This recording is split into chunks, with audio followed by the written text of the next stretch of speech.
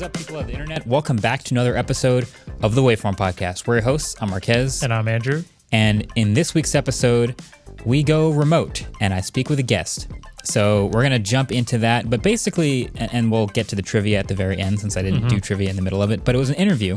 A lot of people don't know about this, but roughly once every year, minus the past few for the pandemic, but roughly once every year, YouTube gathers together the sort of top 100 creators in the Americas, North America, and has a North American Creator Summit where they bring all these creators together in one hotel and put all the YouTube executives in the same hotel, and then everybody fights. Just kidding. Everybody has conversations and understands not just each other as people better, but the economics of the way new features work and the way new things at YouTube are happening. And it's just an understanding that I don't think I've seen any other platform do. It's really interesting. They also have one for, I think, Asia and Africa, and they have one for Europe, and they have a couple other creator summits. But I've been at a bunch of these creator summits now, and they're usually a really interesting, a good time. And I usually come home with notes, and I think it's a really unique thing that YouTube does. It's like an open discussion between how all the top creators are feeling while also having YouTube executives there, right? To just all kind of have almost brainstorming or just like clarification aspects. Yeah, and there's always like a theme about like what's happening on YouTube at that time is the hot topic. Like this time it was shorts. Like this was the creator summit where everyone had questions about what YouTube is doing with shorts. There was new feature announcements that we'll get into. I remember the year that it was the adpocalypse where like they knew what all the questions were going to be about and they just had to answer them all. And that's the one time that you get some real answers out of YouTube executives instead of PR answers. And I find that super useful. So anyway, this time I actually got to, on top of my time at the summit with everybody there, I got to spend some time with Neal Mohan. He's the chief product officer at YouTube. And he was like, yeah, we should record our conversation and just like talk about YouTube, and we'll put it in the podcast, and this can all go out with the announcements that YouTube recently made. So we did that. We're in this like extremely ugly suite in the back of a hotel somewhere. It looks terrible, but it is a very useful conversation.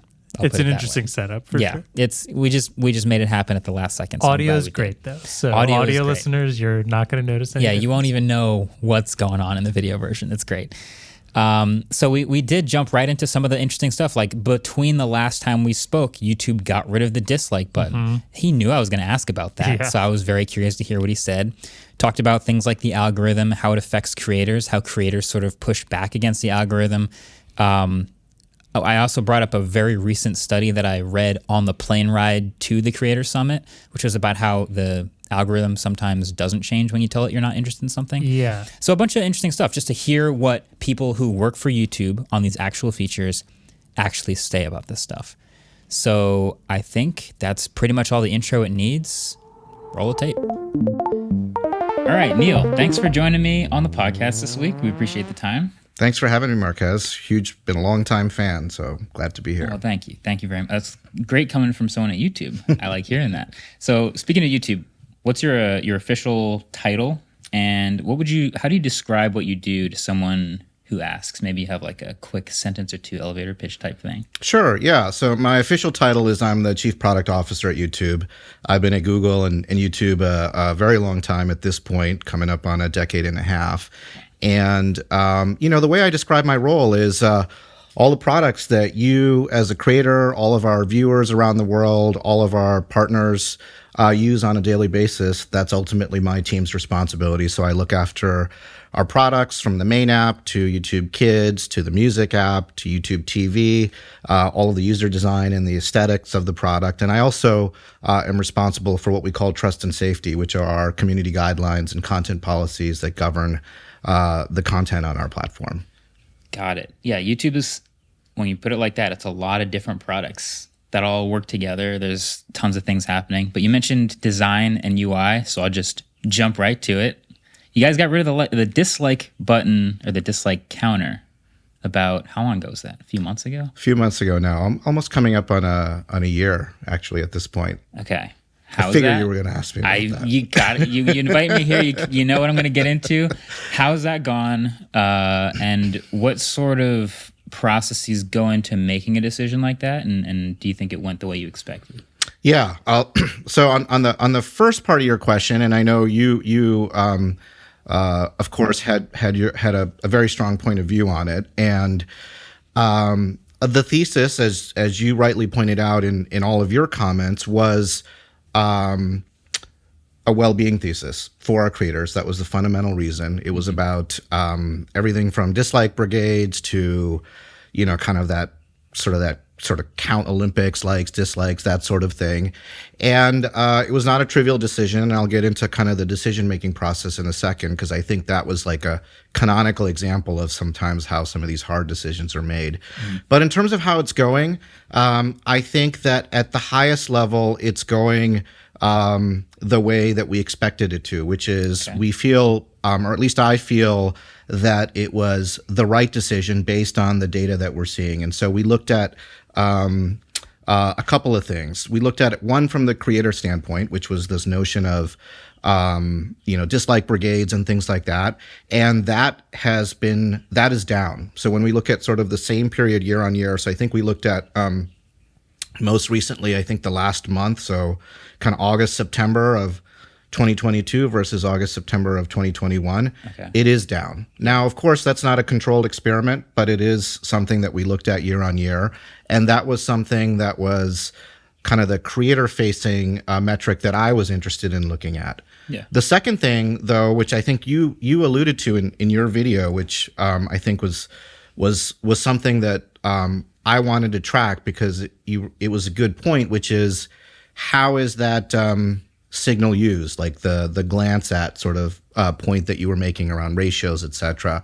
And we have seen, again, year on year, sort of roughly the same time period, user satisfaction with the videos. And we measure this in a number of different ways, not just behaviorally, but as you know, you've seen the surveys that show up in the feed, sometimes asking about specific videos. Yep. That number has gone up year on year.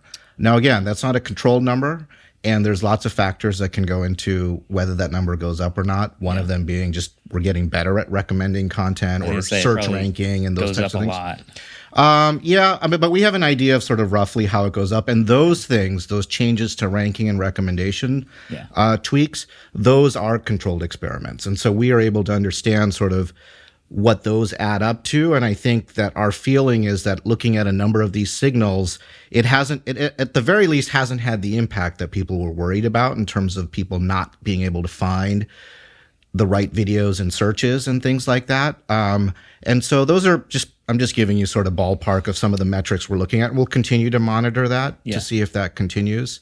But that's sort of roughly how it's going.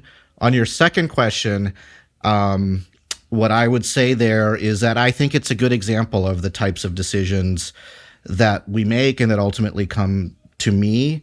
I always say that, if a decision's coming to me to make in a product review or what have you, oftentimes it's a choice between two bad options or two not perfect options. Otherwise, the decision would be made at, multiple parts of our organization. And this was an example of a very difficult decision because it involved a lot of the trade-offs that you made. And so the teams put together proposals when we were getting this feedback from creators and the like. We looked at a number of different options, things that we could do, and ultimately we made the hard call that when push comes to shove, one of the things that we will err on the side of is the well-being of our creators. And that is, ultimately a decision that was made in, a product review with not just me, but our product managers, our leaders from other functions across YouTube. Once we got some of the data, some of the feedback, and then we also at that point committed that we would follow this over time as well. Right. Yeah. From my perspective, it seems like it's something that's sort of averaging out, it's evening out. The behaviors are now, it looks normal again. Every time there's a UI change on YouTube, it takes a minute before it's not jarring anymore to me because I use YouTube so much. But a really interesting point that you made, and I think I've maybe heard some other executives say something along the same lines, which is like, if a decision gets to me, then it's probably a really hard decision because there's so many people who work on these things. And if it's getting to the highest level without a resolution, it's a big call for you. How do you know when something is big enough to get to that level? Because when I think of YouTube as a bunch of different products, there's inevitably like little bugs or like little things that pop up here and there, maybe worth acting on, maybe not worth putting time into. How do you know when something is actually a big decision coming to you that you'll eventually have to make a choice on? Yeah, it's a really good question, and the way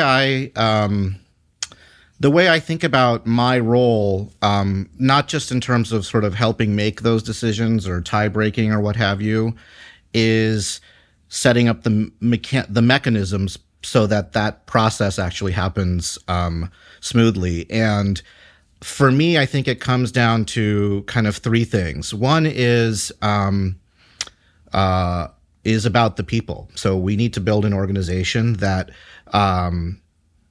is full of talented people, obviously focused on our creators and viewers and looking to do the right thing. If we don't have the right people building our products on a daily basis, then none of this matters, right? That's the bedrock of everything. But then I think there's two other things. One is having a set of principles. And so one of the ways that I like to think about YouTube is we have a set of core principles, whether it comes to our product decisions, our policy decisions, things like, YouTube is an open platform, but we also have community guidelines. Those are two principles that are in tension, but they work together to also reinforce each other.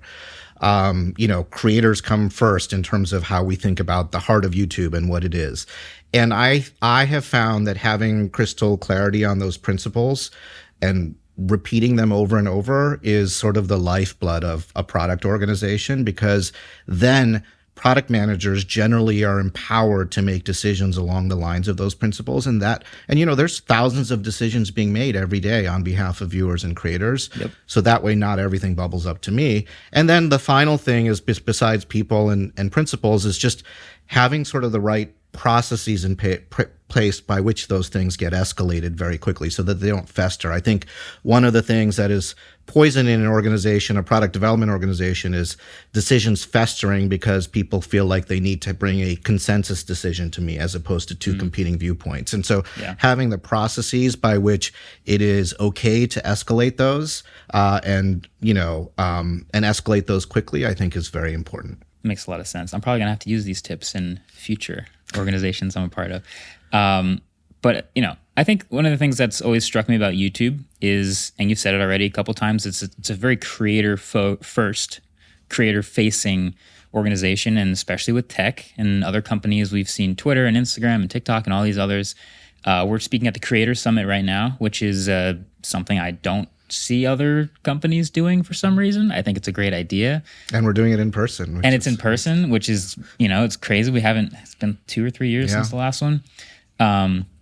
But I also wonder, and I've wanted to ask someone at YouTube this for a long time, in this 2022 world of, I guess it feels more visible than ever that people kind of chase the algorithm in a way that rewards them, but it also shifts their content and the way they run their businesses. And I'm curious if you think about the decisions that you make at YouTube and how they affect what creators will then go try to do to keep up or to match it. So there's algorithmic changes that happen all the time, whether it's switching from views to watch time to whatever. And inevitably you see not just optimizations from creators, but like full on like chasing the absolute maximum of it. Do you think about that at all with the way creators sort of push it to the extreme? Yeah, I think that's a really great question. And actually, I think it gets at the heart of how we think about our products. I think about what YouTube is like we're really building a stage for you as a creator to do what you do best, to show off your talents, and it's got to be the world's best stage. And then also, with the best seating, lighting, etc., so that the viewers can enjoy it as well. And so that's the analogy. But to take your very specific point, I think it's an important one, because we believe, and this goes back to the principles point I was making before, that our job is to help our creators succeed over the long run, to build careers on our platform. And so what that means is that it's not about, kind of like whatever, like sugar rush, flavor of the moment kind of a thing, whatever is happening in terms of the algorithm or some particular trend or what have you. Obviously, those are important. Lots of trends obviously start on YouTube, but it's about the long run. And so like one example that I like to use is, a creator on our platform, a creator, an artist or what have you, can use YouTube Shorts to introduce their audience to a new idea. It might be a new song, it might be something else. And that's 15 seconds, 30 seconds, and that can bring in lots of interest. But very quickly, the fans might be interested in learning not just about that neat trick or that song, but who that creator is. And that's about, long form content. That might be about a live stream. That might be about, engaging with the creator in comments or after stage or in posts or in stories. And so because we have this sort of truly multi-format approach to our creators, we believe that we're offering kind of that full suite to their fans to really get to know the creator. And it's about the creator, it's about their name, who they are, what they stand for, as opposed to, what's happening this week. And that's like a really, really important thing that I think is really core to YouTube. And every time I talk to creators, that's the thing that I hear over and over. I was just with some shorts creators yesterday, and that's the thing that they kept telling me is like, that's the essence of YouTube. Never let that go when it comes to your product decisions. And so I just, it's a long answer to your question, but I wanted to kind of describe that because it is a core principle. And it's in the name. I guess that's the original intention. That's YouTube at its exactly, core. Yeah. On that note, we're going to take a quick break for ads. We'll be right back with Neal.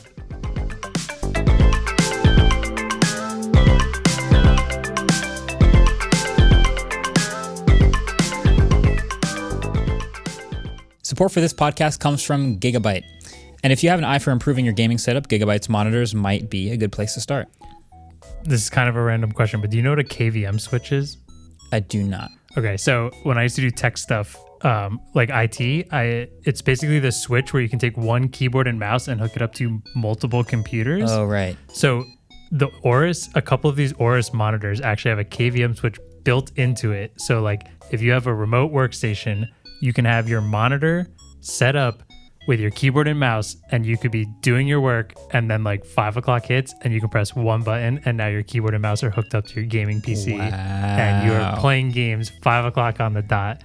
Never miss a comp queue. Incredible. Gigabyte does also believe that all gamers deserve the full 4K experience for the gaming space, which can be found on their new 4K monitors. These cutting-edge displays deliver the perfect balance between viewing angle and distance, and the entire Gigabyte 4K family improves the 4K experience from adaptability to acoustics, smoothness, and connectivity.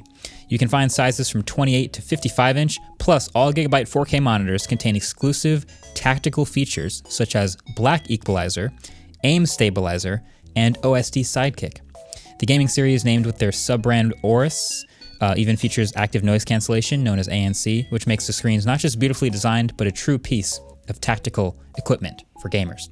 So visit the Gigabyte Aorus official website for more information. That's www.aorus.com/monitors/4K. That's Aorus, AORUS.com/monitors/4K. Okay, so there's a question I wanted to ask also. There was a study, actually I think I just saw it yesterday by Mozilla, that the no longer interested button or the dislike button don't have as much of an effect on future recommendations as probably expected.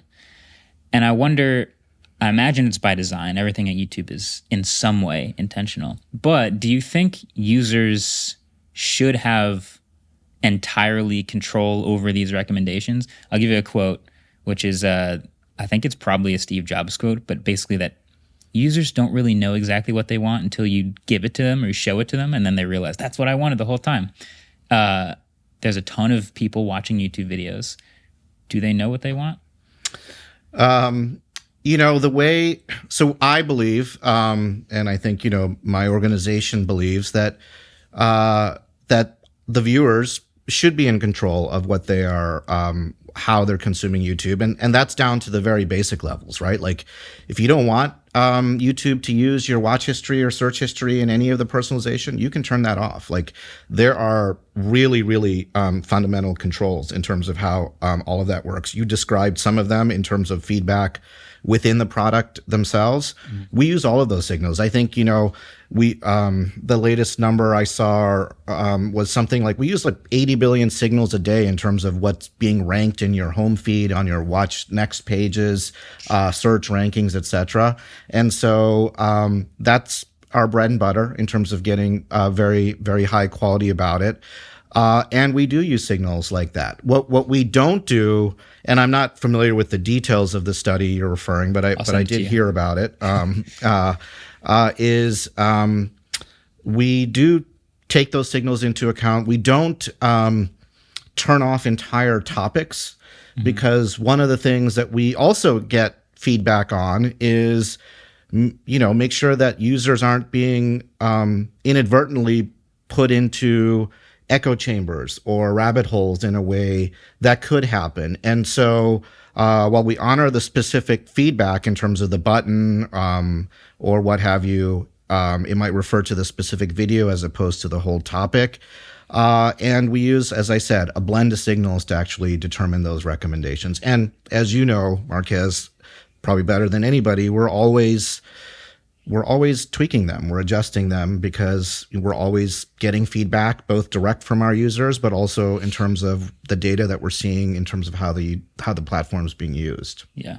My theory is that there are just so many signals that little bit of input might not actually make as big of a change as people assume when there's so many other things going into the decision of what to recommend next. But I'll send you the study. And one other thing that I'll add to that though is, back to, again, sort of kind of core North Star principles, we do look at things like long-term user satisfaction. Like that's a core metric that we look at in terms of how users are engaging with their platform. Are they satisfied in terms of what they're watching? Is that a trend that continues over the long term? And we measure our launches by that longitudinally. And so for me, that's really the most important thing, which is across our user base, not only do they have, kind of immediate controls over sort of how their personalization is working, but long-term is the recommendation algorithm doing what it was designed to do in the first place. And so I think that's a really important point that sometimes gets lost in these details, is like we do have means by which we are measuring the overall success of what we're trying to accomplish on behalf of our viewers. Also, on the topic of like YouTube being a ton of different products, this is a podcast. We're gonna have a video version of our podcast up, and YouTube, when you think about it, is one of the biggest podcast players. Basically, there's also YouTube Music, which is one of the biggest music services. And every time I see those stats, I always wonder, why doesn't YouTube make like more tailor-made players for these specific types of media? I always pictured a different looking podcast player. You know how you listen to music, you get the next song button, but if you listen to a podcast, you get the 45-second fast forward button. Do you think about, tailoring more specifically to different types of videos as far as products at all? Obviously, there's a ton going on with stories and shorts and all that, but what about like podcast players and things like that? Yeah, I do. And so, I think that YouTube is a visual, not just a visual platform, but an audio visual platform. You rightly point out music, of course. Music is part of the long-term, heritage of YouTube in many ways. But podcasts are a big, and actually the way I describe it to our teams is, we are a very large podcast platform without us having done a lot, frankly, to support podcast creators, as well as listeners of podcasts. I'm a big podcast listener myself. And so what I'll say there is stay tuned, because I do believe that, you gave me an example in terms of controls. Like, I think that entire experience in terms of everything from corpus discovery to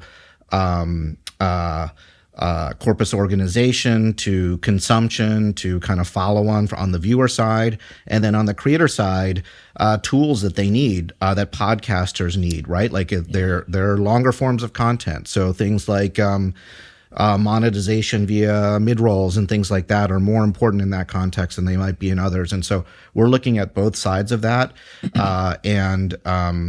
We already have, I think, a pretty strong foundation in terms of how to deal with audio content with the YouTube Music app. So stay tuned for more that we're doing on the podcast front. Yeah. Yeah. It reminds me of what I was talking about earlier, where like creators are like melding into the YouTube format. Like I love podcasts and I listen to a lot of audio podcasts, but when I wanted to make a video podcast, I had to think about it as a YouTube channel. And so we run them as a YouTube channel and in the YouTube way. But, you know, like you said, there can be more done. So I'm interested in that. We'll see. But let's get to the announcement that came out recently, which I think a lot of people here are very interested in and excited about, which is YouTube Shorts monetization will now graduate from a creator fund, which is a fixed amount, to revenue sharing platform. Break that down for us. Obviously, the decision was probably pretty easy. This is a better way to do it, but tell us how you arrived here and what exactly it is. Yeah. So this is I think it's a pretty big deal. I'm super excited about it.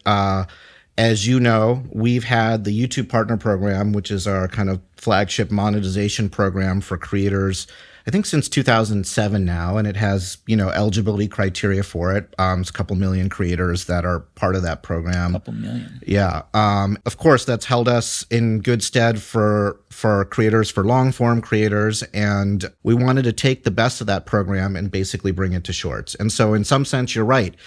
Given the success that we've had with the creator economy, and, you know, I think the number was something like we've given out $50 billion to our creators, artists, media companies over the last 3 years. We want to build on that for Shorts, because Shorts is like this really rapidly growing format that we're seeing amongst our creator community.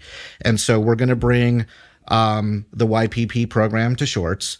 There will be different eligibility criteria, because Shorts, of course, is a bit of a different format, and that's going to be 10 million views over a 90-day period. And then, you know, creators can apply. They can be part of the can then therefore be part of YPP. And once you're in YPP, whether you come in through the Shorts doorway or you come in through the traditional doorway, you're basically part of YPP. And so both your long form content and Shorts content can monetize. Okay, cool. And so that's sort of the first thing that I'll say. The other thing, by the way, that we announced, just as a quick aside, was we're also going to be rolling out a new lower tier for fan funding creators. So these are smaller creators who may want to monetize their content through things like super chat, super stickers, super thanks, channel memberships. And so that's something to stay tuned for in 2023. But back on your Shorts piece, the way, you know, obviously Shorts ads work differently. Shorts is much more of a feeds consumption experience. And so we will insert the advertising from our ad partners in that feed from a viewer standpoint. And we will essentially pool together the views in that feed. We will pay out things like music licensing costs. And then from the creator pool, creators will earn 45% of revenue. And that's basically based on their share of views in that pool over kind of a 30-day period. Okay. I have a bunch of granular questions inside of this. So I think it's a great announcement, and obviously puts the pressure on some other short form platforms to sort of follow suit. I think that's pretty clear. But, okay, so first of all, 10 million views in 90 days seems like a lot, right? But I also fundamentally think that a view on a short is worth a different amount from a view on a long form video. So I think it's reflected in the 10 million views. Like if you asked a long form creator to get 10 million views in 90 days, that would be a pretty big ask. Does YouTube kind of see it the same way? I imagine like a 100-to-1 ratio or something like that. Yeah, I don't have the exact sort of ratio or sort of the breakdown there. But, you know, I think your analogy is right. Like it, and that's the reason why the criteria are different. And so, you know, as you know, on the kind of traditional long form side, it's you know, the 1,000 subs. By the way, the 1,000 subs applies. I forgot to mention that in the Shorts piece as well. But the difference, the main difference, is the 4,000 hours over the course of a year. And so you can see that that's based on kind of a time-based consumption as opposed to a view-based consumption. Right. A view, a single view. You've seen people scroll Shorts and TikToks. Like, You could watch for 0.3 seconds and scroll to the next one. I imagine, just like long form content, there's a way of determining what is a view, and you don't just scroll past them and all of them get a view. You're not going to tell me what the exact criteria are, but there is some criteria, right? Yeah. Okay, so you have to count views in a certain special way. Yep. And then you said 45% of the creator portion is that. Can you say that part again? 45%? Yeah. So there's a pool of views basically over the course of a month, let's say, and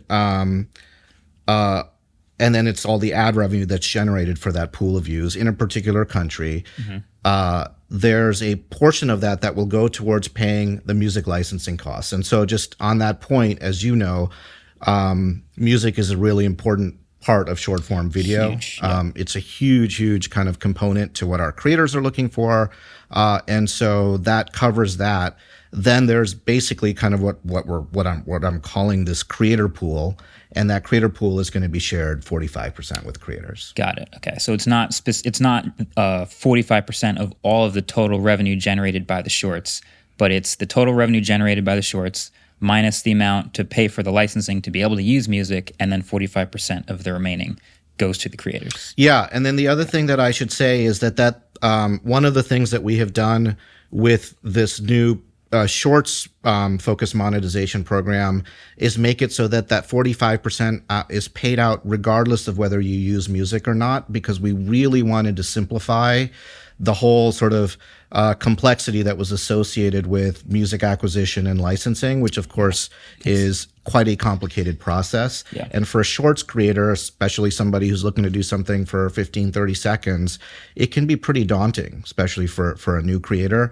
And so we wanted to make it so that regardless of whether you're using music or not in your platform, the monetization out of that creator pool is the same. Yeah. And so that was the other big sort of kind of innovation. And there's a lot of shorts-only creators here at the Creator Summit, I imagine. Do you imagine someone doing a lot of views in shorts will make the same as they were before, or less or more with this new model? So that's a good question. I am really excited about the potential of shorts. I do spend time, obviously not just with our creator community, but also speaking with advertisers. A lot of my career was focused on building advertiser products. And so, and I see general excitement amongst our advertiser community. So I'm bullish. I'm really bullish about the way that YouTube is approaching shorts. In terms of how that plays out in the long run, in terms of monetization, I couldn't tell you today. But I do think this shift away from this kind of limited shorts fund that we had in place to this full-fledged YPP program is an indicator of how bullish we are about the monetization potential of shorts. But the other thing that I should say, just to be very clear, is YouTube and our creators have grown up on long form. Like, YouTubers invented that. Like, we call it long form. It used to be the original short form. Yeah. It used to be YouTube. Yeah, it basically. was shorts before. Yeah, we made short videos. Exactly. And that is front and center in everything that we do. So much of my team's innovation is focused on that. Live stream is another big format that we're focused on. Making sure that YouTube works incredibly well on living room devices is a really big component of our future as well. Shorts is as well, but it's all of those other things. And so that's why I keep coming back to like this notion of truly multi-format. It's up to our creators to do what works best for their audience, and we need to support all of those formats. Yeah, I think it's clearly something that's going to evolve over time. We see shorts like with this explosive growth and tons of people going, oh, I got to get in on this. I got to try to see if I can make shorts. It's funny. I used to make 3-4 minute videos, and not even to chase any algorithm, but I've slowly made longer and longer videos over the years. A normal review video for me is like 13, 14 minutes long. Yep. Would have been an insane video back in the day. But now I'm like, all right, let's try to make some shorts. And every one I make is like 58.5 seconds, 59 seconds, because I'm trying to jam all the information into this short form thing. But, that's going to evolve over time too. I'm sure I'll get better at it. I guess lastly, what stuff are you excited about for the future of YouTube? This is just a broad, nebulous question that you would be in a good position to answer. So I'll just let you paint whatever picture you want. There's all kinds of tools, products you could be working on. Tell me about it. Yeah, I'm super bullish. I mean, the thing that gets me up in the morning, just to be, and has been sort of a theme of my career, is it really is supporting the creator economy. I mean, I believe that it's because of YouTube that your creativity and talents can get to people like my 14-year-old son, like someone like him, exactly like him on the other side of the world. And that like is inspiring to me. And so everything that goes into that, from building audiences, so support for multi-track audio, right? So that your content is accessible to anyone all over the world, right? Things like the monetization features that we rolled out yesterday, this new creator music marketplace that we talked about, so that creators can continue to grow that way. That is super exciting to me. I alluded to this earlier, but there's so much conversation around things like shorts, and as you know, my team is very, very focused on it. But I'm also focused on things like connected TV and the living room experience, and how that continues to grow, and how we continue to innovate in terms of sort of longer form content there. Shopping is another area. Lots and lots of our viewers tell us this through their behavior, through their feedback, that they come to YouTube to connect with their favorite creators. But just like you go to the mall to hang out with friends and be entertained, have lunch, and you might purchase a hairbrush or a pair of jeans, etc. That's all part of that experience. We want to enable those types of use cases as well. And then the last thing I'll say, just kind of because it's an important part of my responsibility, is also continuing. The bedrock of all of this is continuing to live up to our responsibility as a global platform. We didn't talk a lot about that today, but we have a lot of focus on making sure that that YouTube is a place that is not that has no home for hate or harassment or things like that. And so that's the bedrock of everything we do. And so those are some ideas of what I'm super excited about, both for our creators as well as for our viewers and all of our fans. And I think kind of the next 5 years are going to be even more exciting than the last. For sure. I like the analogies, man. YouTube's a mall to hang out with your friends and then maybe buy some stuff. Or YouTube's a stage with the best audience and the best stage. Neal, thank you for the time. Thanks I a lot, appreciate Marques. it, and hopefully we'll do this again sometime. Awesome. Looking forward to it. All right, well, that was a lot to unpack. We are going to unpack it a little bit right after the break. See you in a second.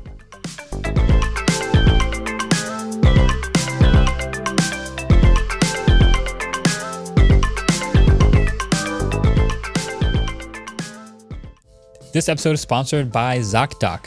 So you've got to go to the doctor. Not like right now, hopefully, but eventually.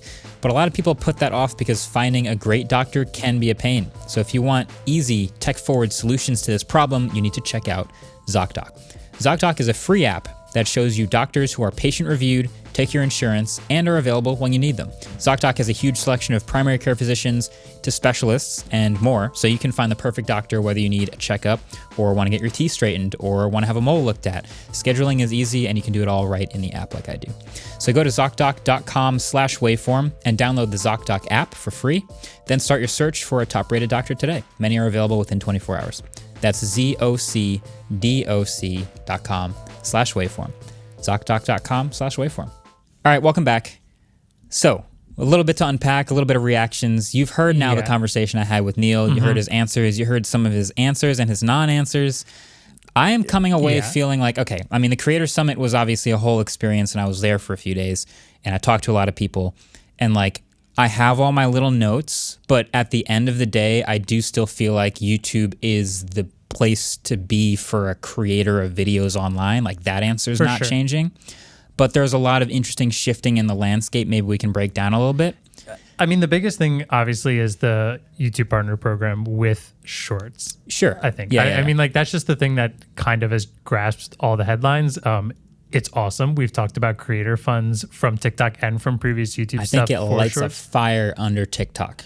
It has to. I think so. That's a question I have, like, right off the bat. Yeah. Is when I first read this, I was really pumped for people who are able to make money, but I can't decide if I think, is this a move that will, whether it's what they want to happen or not, but the end result here, are we going to see TikTokers move to YouTube making shorts, or are we just seeing now a better platform for already, I don't even want to say established YouTubers, but people who focus on YouTube getting a better tool that they'll utilize way more now? So it's definitely both. Okay. And I think it was funny in that room, like I've been to all the creator summits, and look, I watch a lot of YouTube. So typically when I get to the creator summit, I'm surrounded by faces I've seen online for a long time. This is the first creator summit where I was like, I don't recognize most of you.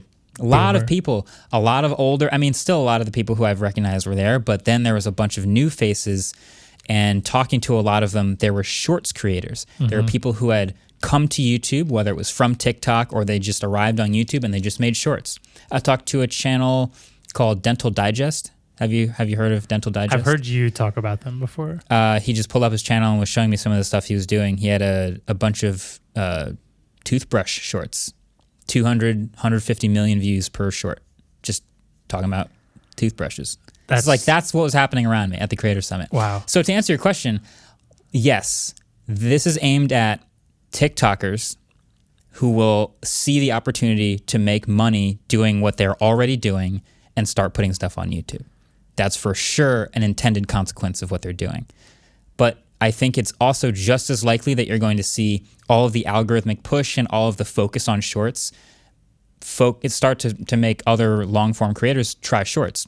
That's exactly what I'm starting to do. So I think both are going to be happening. Yeah, I see it as clearly a goal to grab people from TikTok. Yeah. I wonder if the audience is quite there yet to be like, if you're coming from TikTok having, say you're one of the D'Amelio sisters and you're getting 10 or 20 million views for like any TikTok that you post, and you just have a wild audience.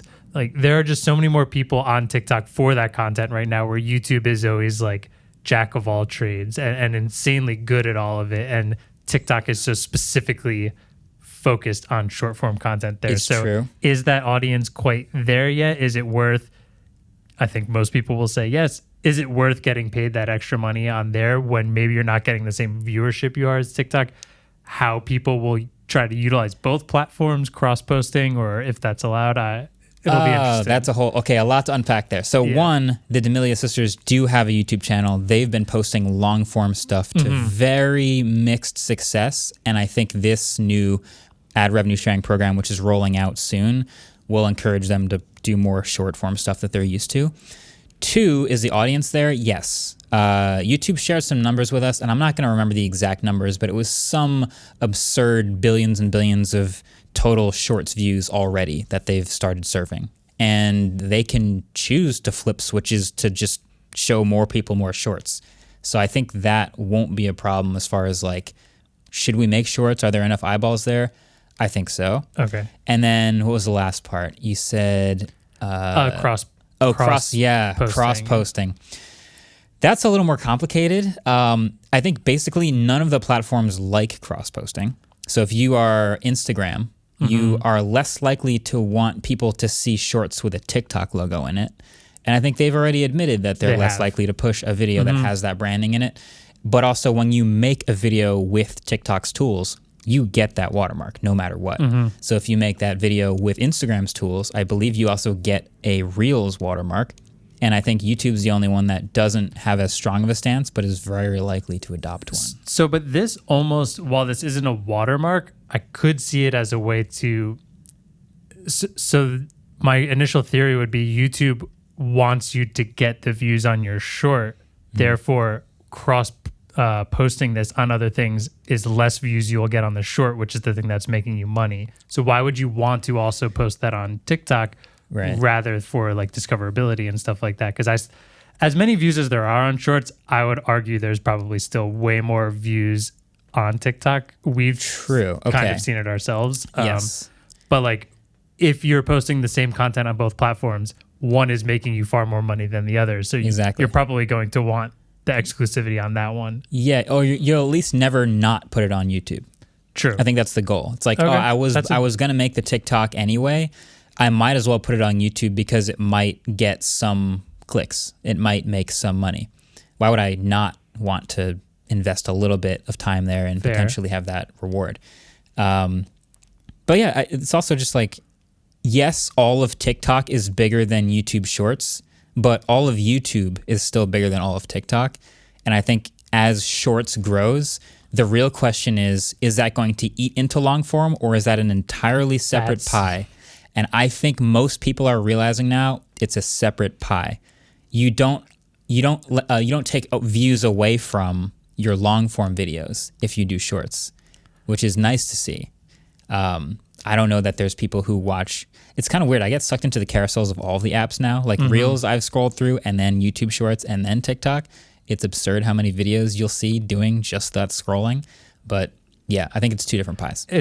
You bring up an interesting conversation of how it doesn't really eat into long form, because I was just talking with Adam and Ellis about this previously. We've talked about doing Shorts on all of our different platforms. And I was kind of thinking of it as like MKBHD, 10 to 20 minute videos is our bread and butter. Yep.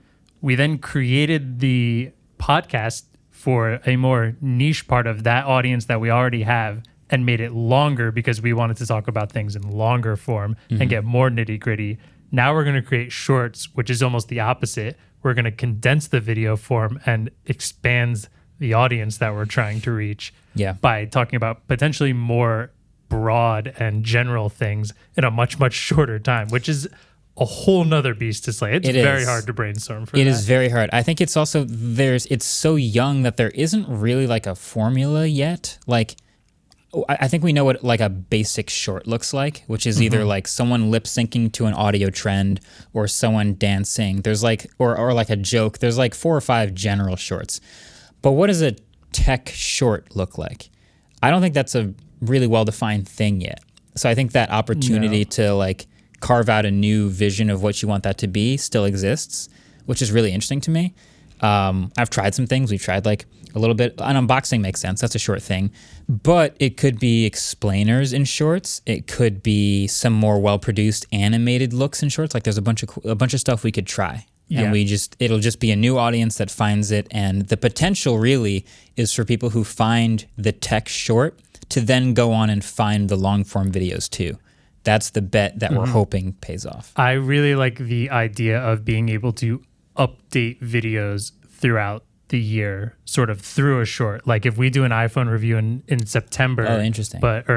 In September, and then in June a big update comes out, or people are wondering if they should get that phone or whatever. Like you can do a 1-minute update without having to do like a whole 6 months later software video. Update 6 months later, 1 year later. And yeah, that could be a thing. That's interesting. I do like. It's always funny, like thinking about tech being such a subset. Like we talk to people like Jimmy, Mr. Beast, and like there's all these theories on like the algorithm and retention and things to maximize viewership. And if you follow this formula, the ceiling is 300 million views on a video.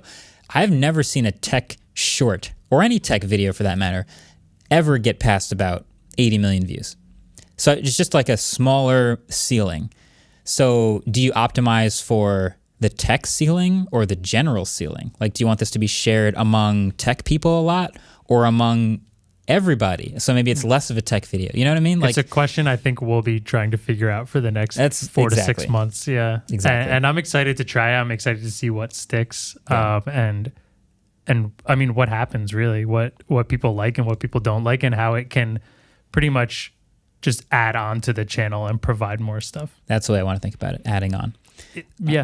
So I kind of have like, after this whole interview and after this Shorts announcement, I had kind of a small revelation about the video platforms on the internet in general. And this is kind of... I'd love to hear that.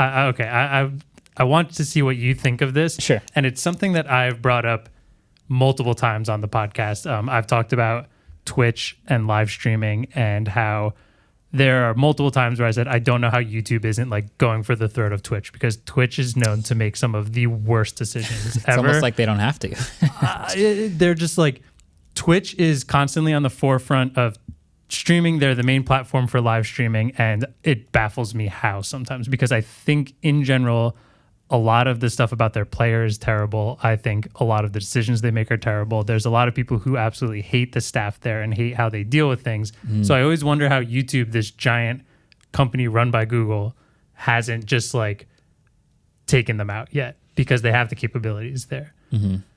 After watching this, I've kind of decided that I think YouTube is just playing the long game. on yeah. everything. Oh, yeah. And I've realized it for a couple of reasons. So really quick to start this, if you haven't been paying any attention to Twitch in the last 2 weeks, there's been a boatload of drama and I hear it's really crazy, stable over there. Yes, Really a calm. lot of stuff is going. It's basically completely on fire. If you watch Philly D, Ludwig has a channel called Mogul Mail where he's talks about everything. Ludwig, I think you said you met him at the. We chatted at yeah. He is somebody who's streamed on Twitch and is on YouTube now, so he knows the ins and outs of both, the good and bad of both, and he talks about it very publicly.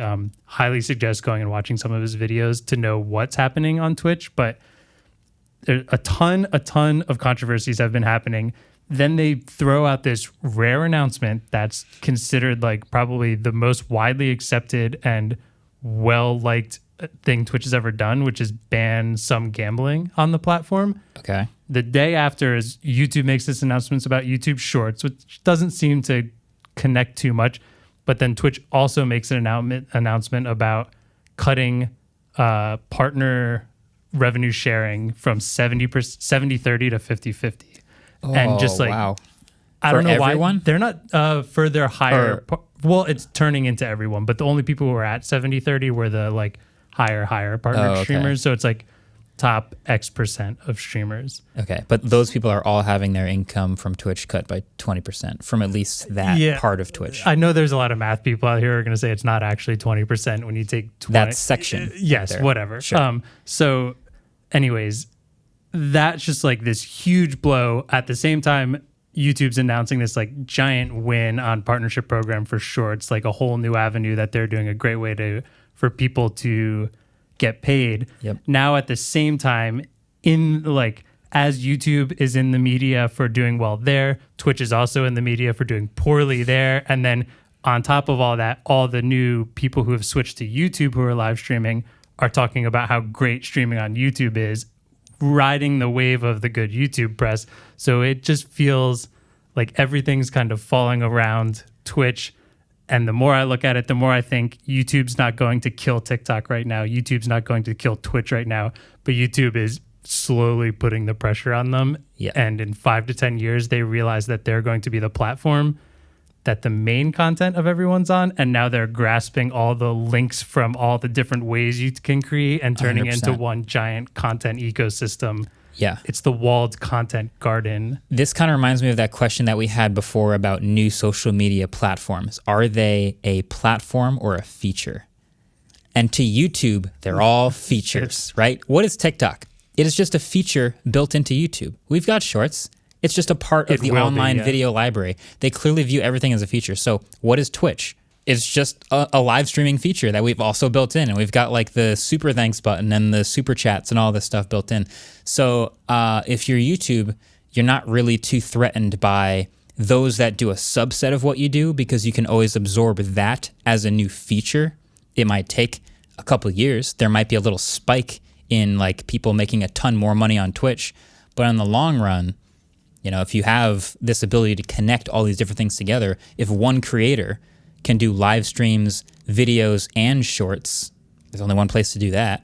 It's got to be YouTube, right? I mean, it's pretty much, if you look at a lot of these mega stores like Target and Walmart, you know, maybe they are not as good as a mom and pop shop here or a grocery store there. But when you start having everything in the same store, you start rather going to that one store because it makes things far, far easier. So I would like to go deeper into this analogy. If you were selling a product, where would you rather it be sold? You could sell way higher percentages in a smaller mom and pop shop. You could be like 90% of the sales of the mom and pop shop, which would be sick. But if you sell in Target, you're going to get way more eyeballs, and then you can sell other products, and Target will have those other products too, and then you'll have way more sales. Do you know why that analogy doesn't work? Why? Because YouTube pays better also and is the mega store. Oh yeah, well, so the I mean, it megastore makes is winning. it makes it even better. Yeah, it's YouTube. YouTube has the longevity. I think one of the earliest questions I got asked, I did a little panel at the Creator Summit because they have creators talk to creators too, which is like, why'd you pick YouTube? And it's like, I like making videos. That's the baseline. And the question of like, where would I go to watch a video is YouTube. And that Answer has been pretty stable for a while. Like, we've had some others pop up once in a while. Like, I go to TikTok for a video now and then. I'll go to Instagram for a video now and then. But like, if I'm going to seek out a video, I mean, Google is a pretty big search engine. They're dumping people on YouTube. YouTube is the second biggest search engine. You're going to find videos that way. I just think that answer is not changing anytime soon. So to kind of wrap all this back into the beginning of this conversation, remember how you said there's a lot of faces that you didn't recognize and they're new faces? I feel like asking that question also proves that there's a lot of new faces there, because why do you pick YouTube? Because it was 12 years ago and that was kind of the only thing to pick. Yeah. Now there's way more options out there. Vimeo. It wasn't, no, it was like if you wanted to live stream, it was like Dailymotion. Justin TV or. Yeah. But now it's like, there is also the one downside, which is like sometimes YouTube leans into a new feature and then it kind of doesn't work out and they just sort of silently axe it. Like stories. Remember YouTube had stories? It still had, I think it still is a thing. You mentioned that in the interview with Neal. Yeah. And I was like, he didn't respond to stories. Yeah, at all, it's like we know what happened there, and I think their commitment to shorts seems much more deeply invested than it was in stories. It's way better than stories. So I'm thinking that's a good thing. All right, well, I'm glad we got to have the conversation with him, and I think we'll keep an eye on shorts moving forward. We're going to try some shorts on the main channel. You heard it here first. And the podcast channel and the studio channel and every channel. Just trying some stuff. If you guys have ideas or suggestions about stuff that works best in short form, that's the conversation we're having in the studio, and that's the type of comments we want to read. So let us know what kind of stuff you think would work well in short vertical form. I think the only thing we have left to do now is trivia. Yeah. Yeah. Let's do it. I have the matte black one. Nice. Nailed it. So Ellis just tried to talk, but he ended up choking. But we'll try that again. Choke. All right. Welcome back. Thank you. So today's trivia segment has a theme. That theme is mascots. Oh, no. Okay. So first trivia question for the week. Netscape Communications, maker of the Netscape browser, once used a giant green dinosaur as their mascot. What was his name? I just learned that Netscape had a giant green dinosaur as a mascot. Yeah, exactly. Why? Netscape, the browser, had a... Cool. It's funny. I can't remember the Netscape logo. I just auto think of That's true, Internet me neither. Explorer. Yeah, to I'm be thinking honest. of the giant E, which is not Netscape. Was Netscape a world? It had like an Probably. Earth on it, right? Most of them started off in some sort of globe, like Firefox, Safari. The globe is probably... Can you look it up? We're just looking up the logo. The image of the Chill, logo? Yeah, guys. sure. Chill, Here- judges. Netscape logo? It's just an N. Oh. Oh, I do remember that. Yeah, there's no dinosaur on here. We couldn't even remember the Let me logo. send you some pictures of the Netscape dinosaur. Of the dinosaur? Yeah, unless this is a pure guess. I'm just going to go with Barney if I can't think of anything else. I mean, I'll just... You going to write one? If I'm thinking of a name, a two-legged dinosaur and a four-legged dinosaur would have different names. Yeah, I'm about to send you the most 90s Wow. pictures of dinosaurs you Wow. could ever imagine. So cool. He's got a leather jacket and sunglasses. It looks like he would be airbrushed on a white T-shirt and sold at the Wildwood Boardwalk. 100%. This is that's exactly what this is. Which means his name is pretty 90s. All right, I have my guess. Is that the same dinosaur? Oh, yeah. Oh, that's a very he's boxing. different looking dinosaur. All right, well, my answer is probably wrong. All right. Anyone want to go first? Yeah, I'm just going to flip I it. mean, we both just flip it, right? Dino. What? Jack. I think it's Jack. Okay. Do you want the answer now, or do you want both answers? Let's just let's get the answer. The name of Netscape's green dinosaur was Mozilla. What? No. And Mozilla is a shortened form of Mosaic Killer. Wait, and then does it this then connect link with- into Firefox? It does connect into Firefox because I can't remember the order, but I'm pretty sure Netscape became Firefox at some point, or there might have been another browser in there in the middle. But this all started when David and I were going down an even more ridiculous internet mascot rabbit hole, because apparently the animal in the Firefox icon is not a fox. Oh, I did It's a learn this. Firefox. It is a Firefox, which is the direct English translation for the Chinese word for red panda. And Mozilla is very adamant that the animal in the Firefox logo is not a fox, it's a red panda. But they could see how that would be confusing. Not only is it confusing, but there's all these people who make these things where they study the anatomy of a red panda and the anatomy of a fox and using the angle of the ears and the I do think it looks more like a fox. It's definitely a fox. It's called Yeah, Firefox. it's definitely a fox. And it has a little white part on its snout. But if in like press releases, they're very clear. They're like, it is not a fox. It is a red panda. They I should just wanna just say- accept it's a fox. Before this next mascot, we've already learned about the Netscape dinosaur, the red panda Firefox. Remember, we learned about the gateway cow not that long ago lot of as a animals. plushie. Yeah. And now we're about to go into another one. Okay, so far all real animals. Weird. Dinosaurs Also, are real. Quick fun fact: Netscape released the source code for its browser and created the Mozilla organization. Huh. There you go. It's a very wholesome story for the beginning of Mozilla Firefox. Next mascot. Yeah. It's wholesome, except that the dinosaur's name is like a mosaic disc. It's literally the mosaic killer. That I didn't think too hard about. We but I'm glossed into over it. that. Oh yeah, I like it still. I like it. Okay, so score is still Andrew 8, Marques 7, by the Yeah, I way. need points. So, Nice. Twitter's famous bird actually has a name. What is it? I don't know why I'm thinking this. I'm Don't pretty sure I'm overthink wrong. it. That's my hint. I almost wrote Jack again for Jack Dorsey. Twitter's famous bird. Twitter's famous bird. I want to guess what you wrote. Yeah. Yeah. Guess- Did you write twit or something? No. Okay. Glad I literally refrained. can't think of another name for a bird. It's a blue bird. I'm picturing it in my head. It's got the feather. Did it used to be green? No? What? I don't know why I thought Like that. aqua? No, it was always blue. I think there were some like apps that you could change it to green back in the day, but With Twitter Blue, you could change it to green. All right, I have an answer. That was just my Twitter Blue sponsored ad. Ready? Ready? 3, 2, 1. flip. Tweep and Jay. Wait, Jay is a great guess. Like by the Jaybird way. because it's blue? Or Blue Jay. Blue Jay. Yeah. What is tweet from? Why I don't Tweep? know. It sounds like a bird name. Kinda. I keep thinking of Shauna Malway Tweep from Parks and Rec. We're And both that sounds wrong. like a bird's name. We're definitely Is it both just wrong. Tweet? No, Okay, good. I'd be really mad if it was just Tweet. it's Larry. What do you mean don't think too hard? What was Larry that? Bird. Wait. Wait, that doesn't make any sense. No way that's connected. That's the name of the bird. Larry. Okay, Larry? wait. Explain. This is I'm not saying they named it after Larry Bird. I'm just saying. well. They had to have named it after Larry Well, Bird. you can assume. Yeah. That seems like an unofficial type thing.